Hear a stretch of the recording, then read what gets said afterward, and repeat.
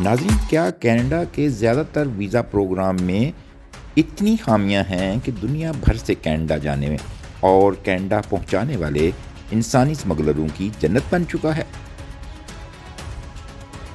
کیا اب Canada 10,000 bond کے عوض گارنٹیڈ ویزا دینے پر غور کر رہا ہے؟ آج کل ایجنٹ حضرات کیسے آپ کے پاسپورٹ پر جوا کھیلتے ہیں؟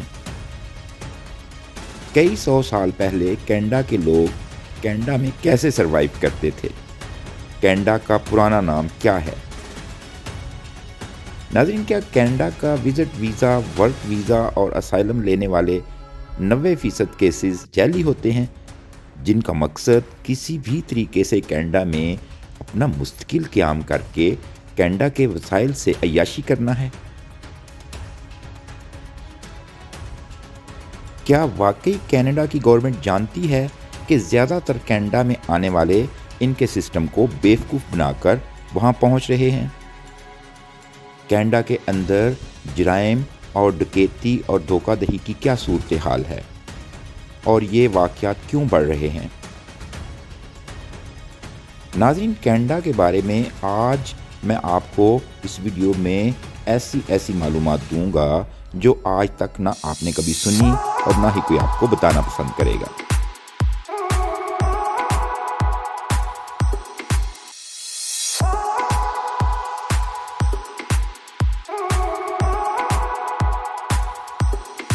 چودہ سو 97 میں جان کیبٹ نے کینیڈا کے مشرقی ساحل کا پہلا یورپی دورہ کیا، لیکن اصل آبادکاری 1608 میں شروع ہوئی جب سیموئل ڈی چیمپلن نے کیوبک سٹی کی بنیاد رکھی۔ فرانس اور برطانیہ نے اس علاقے پر کنٹرول کے لیے کئی سو سال تک جنگیں لڑیں۔ کینیڈا کا قدیم نام فورٹیا تھا، جو ایک مقامی لفظ اور اس کا مطلب تھا گاؤں یا آبادی۔ جب یورپی مہم جو جان کیبٹ نے سن 1497 میں کینیڈا کے مشرقی ساحل کا دورہ کیا تو انہوں نے اس علاقے کو نیو فاؤنڈ لینڈ کے نام سے جانا۔ تاہم سن 1535 میں فرانسیسی مہم جو سیموئل ڈی چیمپلن نے کینیڈا کے علاقے کو مزید دریافت کیا اور اس کی آبادکاری شروع کر دی۔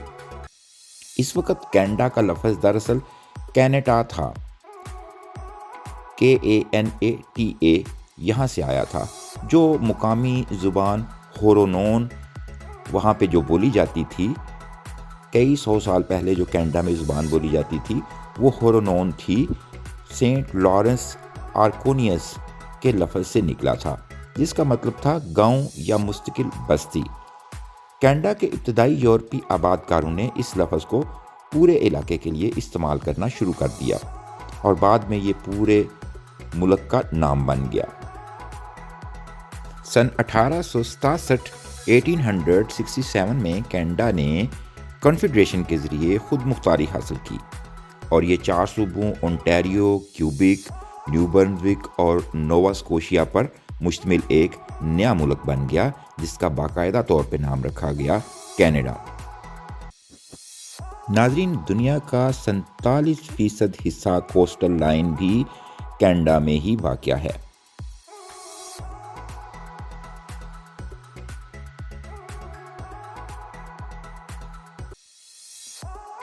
حزب اختلاف کی پارٹی کے سربراہ پریرے اولیور کا الزام ہے کہ موجودہ وزیر اعظم نے ایک عظیم کینیڈا کو تباہ و برباد کر کے رکھ دیا ہے اور اب کینیڈا کے متعدد علاقے کسی غریب ملک کا منظر پیش کر رہے ہیں۔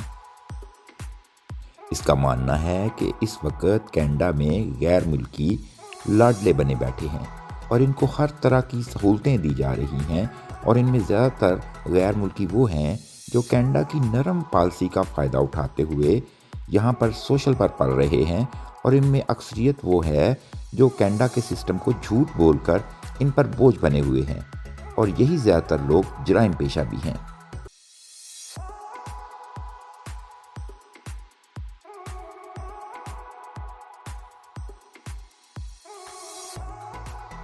ناظرین، اس کے باوجود بھی کینیڈا کی اکانومی بہت مضبوط ہے اور وہاں پہ گروتھ کے چانسز بہت زیادہ ہیں۔ اگر وہاں پر خرچے کی بات کی جائے تو ایک عام گھر کا کرایہ اونٹیریو اور ٹورنٹو کے علاقوں میں $1800 سے $2000 کے لگ بھگ ہے، اور ایک عام آدمی کی گروسری $400 سے $500 کے لگ بھگ ہے، جس میں کچن کے سامان اور ٹوائلٹری اور دوسری ضروریات زندگی شامل ہیں۔ اس میں گھر کے کرائے میں پانی، بجلی، گیس اور انٹرنیٹ کا بل شامل نہیں۔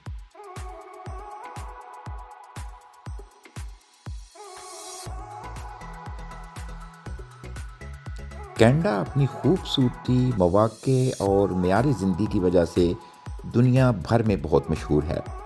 حالیہ برسوں میں کئی مثبت تبدیلیاں اور کامیابیاں اس ملک کو مزید پرکشش بنا رہی ہیں۔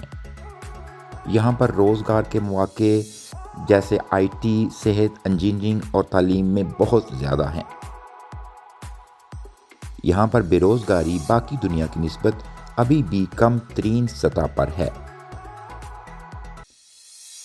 یہاں کے امیگریشن پروگرامز جیسے ایکسپریس انٹری، پروفیشنل نامینی اور ٹورسٹ ویزا اور وزٹ ویزا پر بھی لوگ آ کر سیٹل ہو جاتے ہیں، اور اس کے علاوہ ورک ویزا کی بے شمار پالیسیز موجود ہیں، جس میں بعض اوقات آج کل سوشل میڈیا پر بہت زیادہ اسکیمنگ اور فراڈ بھی ہوتا ہے۔ ناظرین، بعض اوقات لوگ انسٹاگرام، فیس بک اور یوٹیوب پر اپنی پبلسٹی کر کے کہ ہم آپ کو وزٹ ویزا، ورک ویزا دلواتے ہیں پر اشتہارات دیتے ہیں۔ اس کے بعد مختلف طریقے سے لوگوں کو اٹریکٹ کرتے ہیں کہ آپ پیمنٹ بعد میں کیجیے گا اور ہمارے سے پہلے کام کروا لیں، لیکن اس دوران 1 یا 2 مہینے میں ہیلے بہانوں میں وہ لوگوں سے 5، 7، 10 لاکھ کے طور پر اینٹ لیتے ہیں اور ان کو ایک نقلی جاب آفر پکڑا دیتے ہیں، جس کے ذریعے عام معصوم اور سادہ لوگوں کو اسکیم کیا جاتا ہے۔ حالانکہ یہ حقیقت ہے کہ یہ جو آپ حقیقت جان لیں کہ اگر کوئی کہے کہ آپ کو وہاں پہ ویٹر کی جاب دلوا کے دیتے ہیں، آپ کو ہوٹل پہ جاب دلوا کے دیتے ہیں، آپ کو فارم ورکر کے طور پہ کینیڈا لے کے جاتے ہیں، ایسی ایشین کنٹریز کے لیے کوئی ورک پالیسی نہیں ہے۔ اس کے لیے LMIA سے گزرنا پڑتا ہے، اور کینیڈا میں ایسے کوئی ورک ویزا کسی فارنر کے لیے موجود نہیں ہے کہ آپ ایک ان پڑھ ہیں، آپ کے پاس IELTS نہیں ہے اور آپ کسی بھی قسم کا آپ کے پاس ہنر نہیں ہے، نہ آپ شیف ہیں، نہ آپ ڈرائیور ہیں، اور آپ کے پاس اس سے ریلیٹڈ کوئی سرٹیفکیٹ، کوئی ایکسپیرینس بھی نہیں ہے، اور آپ کے پاس LMIA بھی نہیں ہے، تو بھی آپ کینیڈا جا سکیں جسٹ ایک لیٹر کے اوپر۔ اسی چیزوں کو مد نظر رکھتے ہوئے، ان ساری خبروں اور افراتفری کو مد نظر رکھتے ہوئے ایجنٹ حضرات پوری دنیا میں پھیلے ہوئے ہیں، خصوصاً پاکستان، انڈیا، بنگلہ دیش، نیپال، افغانستان اور سری لنکا میں اسکیمنگ کی جاتی ہے، اور ہر سال لوگوں سے کروڑوں اربوں روپے اس مد میں وصول کر لیے جاتے ہیں، اور وہ ایجنٹ حضرات بعد میں غائب ہو جاتے ہیں۔ ناظرین، کینیڈا میں حالیہ سالوں میں مختلف قسم کے جرائم، جس میں ڈکیتی، کار چوری، چاقو زنی میں بہت زیادہ اضافہ ہوا ہے۔ کینیڈا میں کار چوری کے واقعات میں نمایاں اضافہ ہوا ہے، اور انٹرپول کی ایک رپورٹ کے مطابق کینیڈا ان 10 ممالک میں شامل ہے جہاں سب سے زیادہ گاڑیاں چوری ہو رہی ہیں۔ یہ گاڑیاں مقامی مارکیٹ یا بیرون ملک بھجوا دی جاتی ہیں اور اس سے اچھا خاصا منافع کمایا جاتا ہے۔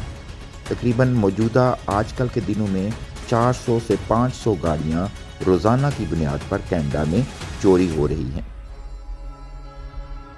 ناظرین، کینیڈا میں چاقو زنی کے واقعات بھی تشویشناک حد تک بڑھ چکے ہیں۔ کینیڈا میں کئی ایسے علاقے ہیں جہاں پہ رات کو یا دن کے وقت گزرنا انتہائی خطرناک ہوتا ہے۔ کینیڈا کے ماہرین کا کہنا ہے کہ ان جرائم کے پیچھے متعدد عوامل کار فرما ہو سکتے ہیں۔ بہت زیادہ ہیں۔ اب تک کے لیے اتنا ہی۔ ناظرین، اس چینل کو سبسکرائب کرنا نہ بھولیے گا۔ اپنا ڈھیر سارا خیال رکھیے گا۔ اللہ حافظ۔